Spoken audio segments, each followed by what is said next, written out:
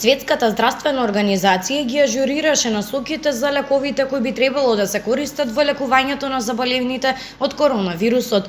Тие советуваат дека антивирусниот лек ремдесивир не треба да се користи кај хоспитализираните без оглед на тоа колку е тешка нивната состојба.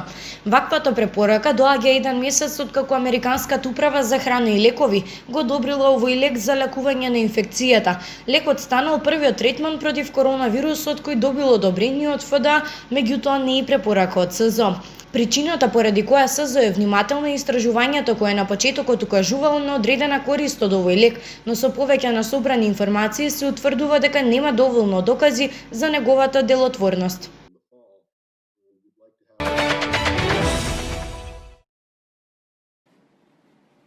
Грчките власти запленија на 230 килограми кокаин по операциите во регионот Атика, при што е уапсен 38 годишен маж. Грчката полиција верува дека пратката била организирана од меѓународната криминална организација специјализирана за пратки со кокаин од Латинска Америка во Европа. Запленетата количина била намената за дистрибуција на грчкиот пазар, пренесува грчката агенција АНА.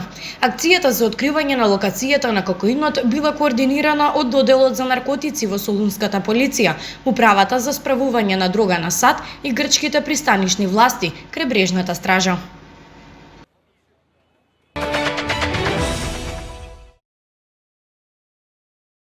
Владата на Словенија ја продолжи за уште 7 дена забраната за работа на продавници кои што не се од суштинско значење и забраната за културни настани, изјави владиниот портпарол Јелко Кацин.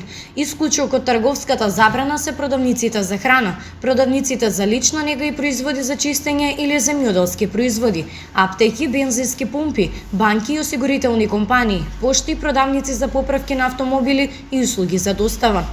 Продавниците за облека, обувки и опрема не се наведени меѓу исклучоците, па дури и продавниците за храна не смеат да продаваат техничка стока, облеки или обувки.